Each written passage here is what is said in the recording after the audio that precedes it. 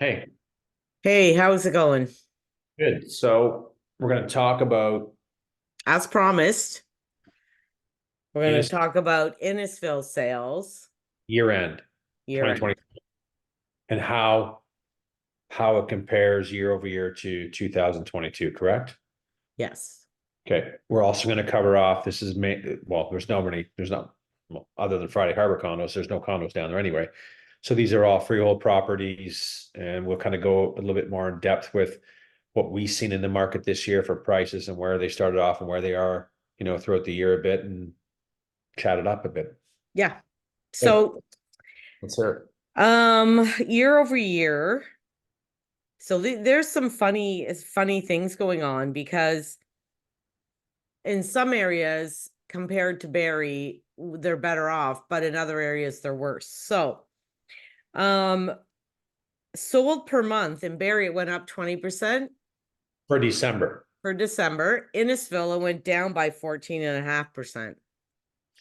So year So so year over year, they had 709 total sales last year, 656 this year, so down 7.4%. sales. Let's go back to that first comment. I want to hit that first comment before we go any further. So how much for the month of December, how much in this will go down 14.5%. compared to last December? Yeah. And I'm not surprised at that because we've been seeing a downtrend for sales in that market for several months now. Well, the thing is that Innisfil is still priced higher on average than Barrie. The average price is higher. And we know that's the price range that is in a tough spot. Correct. Correct. And So, it is down. I'm not surprised, right? I'm not surprised whatsoever by that number at all, right? Because we've been seeing that they've got a lot of inventory in that community that's priced well over a million, and it Well, and it and listen to what's really good. funny. Okay, so you know how in Barrie the average price went down by like 10%? Month over month in it for December 2022 in Innisfil to December 2023. Year over year. Okay. So it actually last year was 778 was the average sale price per month during December. And This then year it's 789. yeah, but again, Because this is a perfect example why you can't really go after yeah, average price. can't stop looking at it, people. It's not the reality. It's just Exactly. what the So, market. but year after year, it was 1,010,000 last year, 912 this year. So the average price actually the year went 9.7% down. But like we said, You know why? And to the well, you viewers, can't really look at average price because there's so many any variables that add to that average. it does, and I'm not surprised at the number in Innisfil, but there's a story behind that, right? There's a story why the average price is down in Innisfil. Well, we've been talking for Innisfil about the last 5 months, and we've incorporated them into our video discussions, and we've seen, holy cow, example that one I did a listing appointment on. I said, I'm going to have a hard time listing this at 1,275,000. Okay, and I said, and that was in the summer. I'm going, I don't know. Things are slowing down even more. I don't know. I don't think you're going to get it. Okay. What does the person do? They listed at 1.5. It took 120 days to sell. What do they sell it for? 1.2. Mm. That's a sweet spot. I said, you know what? It could end up there in this market. So we've seen some of those people trying those higher prices in that community and months sitting on the market. This is what we're going to get. We need to take this now for whatever reason. So that average price is going to continue to fluctuate a lot more than we see in Barrie, I think.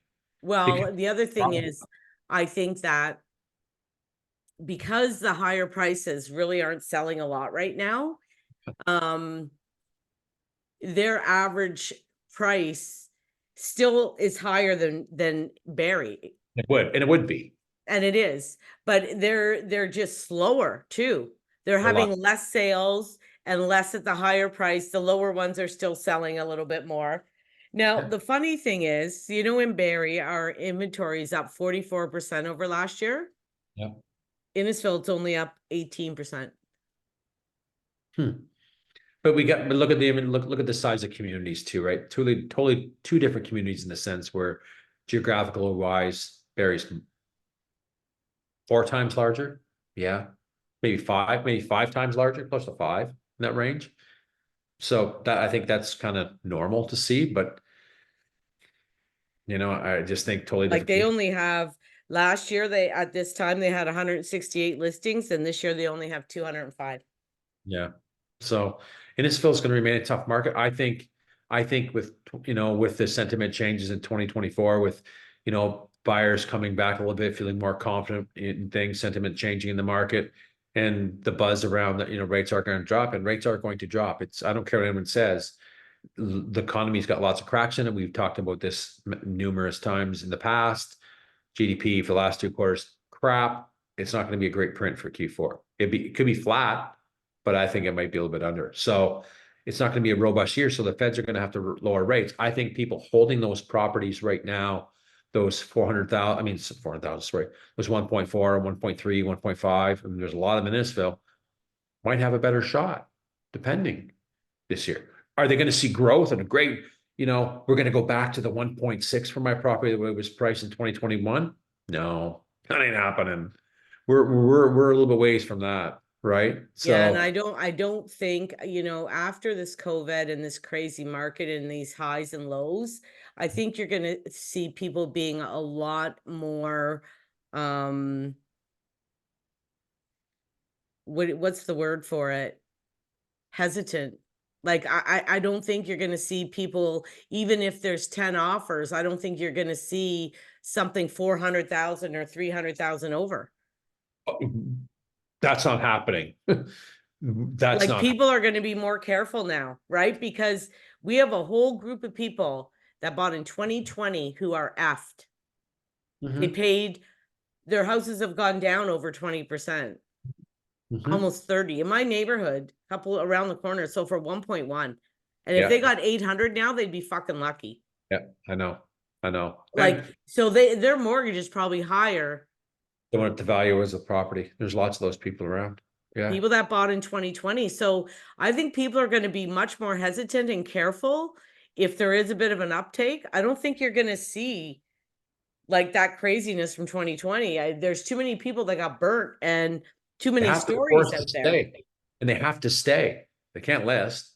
They'll be underwater unless they're really in financial trouble and they take who knows, but No, they got I to stay now. pretty much if you want it, and you got to stay. I don't disagree. And I think that might help with supply. We saw a little increase in supply, in Barrie, we've seen a little bit of increased supply in Innisfil too. Just the sales are soft in that community because of the price points. We know that. But I question if, and I think the general public down there is getting a better idea. I think our videos are getting some eyeballs on them to viewing it, because we know that market down there. We're seeing it. We're seeing the days on market. We're seeing what's selling down there. We're going, we just see it happening, and it's just, and then we question, you know, who's listing these properties? What do you, why? Like, why are you? I lived in Innisfil Why? myself for 25 years, right? Like, and the market there has always been slower than Barrie as far as days on market. Yeah, Always. 100%. So it's a different game down there, and I hope for those sellers that have properties currently now, or have some tipping them off or thinking about listing. Just, the best advice we could give them is that just don't go off what your neighbors have listed for. Look at days on market. It's so important. How does your property compare to the property that sold around the corner 3 weeks ago? Good, bad, get it to that level. You're being judged on that one. Let's see if it's an apple to an apple. You're being judged. But we've talked about this to death in a sense, right? That's my Well, thought. Jessica, I told you I was talking to her this week and she's put a couple offers in Toronto, and a couple of the properties she sent me them and they're in Toronto, and just so you know, most of them on like around the million one, they're multiple offers. There's not 100, but there's one or two. She's Sure, fighting for them all. sure. But that's a And low price point down there. well, that's it. Down there, it's a Right, very low price point. right. And the thing is that she said, she's telling me, well, the agents, she's trying to tell them, well, this comparable just sold for 975 and this one 1,050,000. Like, how are you asking 1.2? Because they're going off what's listed, right? And Mhm. she said, I don't care what something's listed for. Show me what it actually sold for. Well, that's exactly it. That means nothing. Give me some proof or give me some information. Help me out. Show me a comparable what I'm missing. But Because of that does. course her client is going on House Sigma and Oh, she sees all the sales in the neighborhood over the last 2 months. correct. And she's like, well, this one sold for this and this one sold for this. How the hell do they think they're going to get that? I know.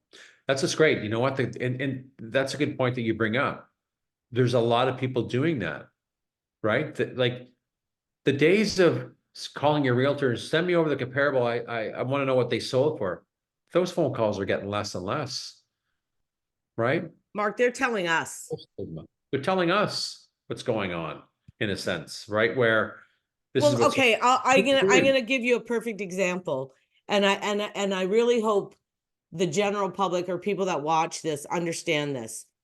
When we're a realtor in the Barrie area, Barrie, Innisfil, Simcoe County area, do we watch every single street?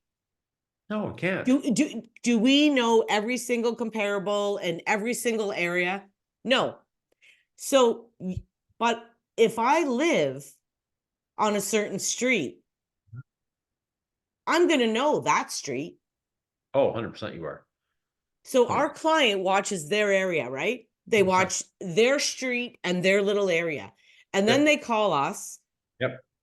And we're supposed to know off the top of our head Yep. a value. Well, like we have a huge area to watch. Yep.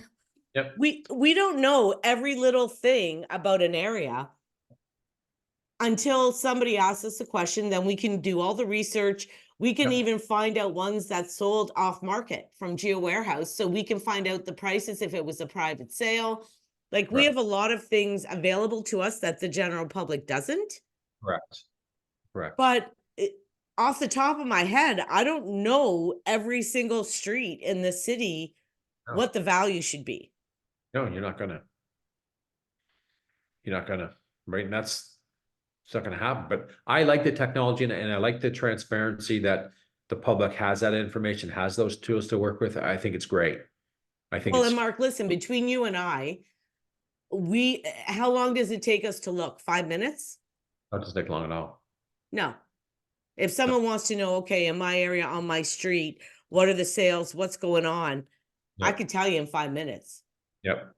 And Yep. if it's an area now, the other thing is say you went to a listing appointment on Saturday and you did the comparables in that area. So if you call me about an area that I just dived into, or Yep. I have a listing at, or I just did an offer on, Yep.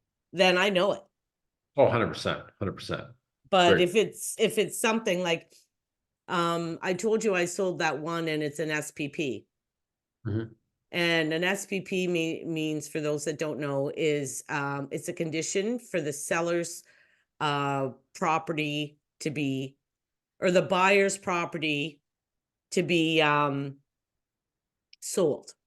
So once it sells, then they firm it up on my end and they bought the house, but their house has to sell first. Right.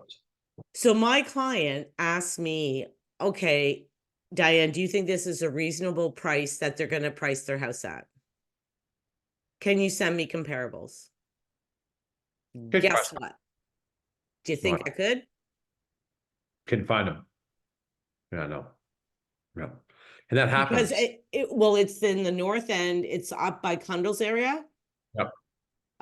But a nice little pocket, a Yep. court. Yep. Well, nothing sold on the court and like fucking. Yeah, low turnover. Yeah. They're like, I have to go out of the area Yep. to try to find something that would be comparable. Right. And there's barely no sales. So how do you do it? It's hard. What do you think of what's going to happen in Innisfil for the spring market? I think it's gonna be slow. I think it's gonna start slow. Yeah. How And about you? I think the same. I think it's going to start off a little bit slow too, because the price points, I think the feds aren't going to come out, in March and say we're reducing. I think they're going to wait till June. So I think the second half of 2024 could be better for Innisfil, where you'll see some buyers return to the table a bit and say, okay, you know what? Now's the time. Rates are coming down. We're feeling more comfortable about things.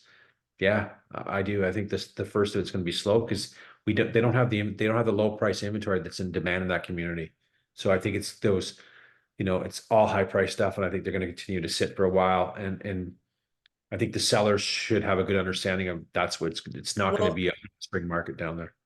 you know what I tend to find in Innisfil, Mark, is that people from Vaughan, Brampton, that side of the city buy in Innisfil. Correct. If the market there sucks, we suck. If you see the south end, or sorry, the west end of Toronto start really taking off, like in Peel region, and the Vaughan and the Richmond Hill, even York region, some of them. If you see that start going into bidding war and start going crazy, it's going to trickle down to us. It will. It will. It will. Yes. Because those are the people that are coming here to buy. Correct. And But right now, start sorry, out earlier. They start out earlier than we do. they do. So if you don't see them starting to take off, Yeah, we're not going to. nope. No, that's the thing, right? And it's going to be interesting to see what happens. And And let's be let's be real. Even how many Barrie people can afford houses in Barrie? Not many. not many. How many Innisfil people that live in Innisfil can afford Innisfil prices? Not many. No. Not many. We know where the market's driven from. In Southern Ontario. That's the market where it's driven from. And look, when we got in the business in 2010, we were doing, we were serving Innisfil people, buying Innisfil, trading out. We were servicing people in Barrie, selling and trading out. That's been on such a decline, like rapid descent for many years now. We hardly do any business. If we do have clients, you know what, some of them are selling, moving further north, some are out of the province, some are trading up or maybe, a little quieter, but it's just so rare, right? It's just so rare. And that Toronto agent and that Toronto buyer, usually uses an agent down there, which to me, I don't think makes any sense, and I don't want to get into it, but I just don't. I think you need to use local. Well, I only go crazy with it with the guys. Like I've had some Toronto agents that actually do their homework and they bring you an offer and they understand the areas and the different builders. And actually I was even talking to one of the appraisers. He was appraising one in Innisfil that was a new build that they had to close on, that they paid 1.3 for 2 years ago. Ouch. And the same properties are selling at $1 million or 1.1. Same ones. He's showing me the comparables. He's like, I don't know how I can get to 1.3. Like I can't. Can't do it. No. And I was looking at the properties and all the comparables and everything that he showed me. And I said to him, well, you realize these two that you've pulled as a comparable are the Bradley homes, which are way shittier than the country homes and the San Diego. Yes. Yes. Yeah. He doesn't even know that. No. So I said, like, you realize it's a whole different kind of build. He goes, well, I went in the house and the floors are squeaky, brand new. Oh yeah. And the railing was kind of shaky. And I was thinking, I said, well, I'll tell you right now, that's not a country home or a San Diego. No. It's not. It's a Bradley. Yeah. And their value's lower. But does a Toronto person know that? No, not at all. They just walk in. Great. We like this. Great. We like the neighborhood. Let's go. Mark, on Hunter, when I lived on Hunter, when you went down Webster, on the east side of Hunter was country homes. And on the west side of Hunter was Bradley. Yeah.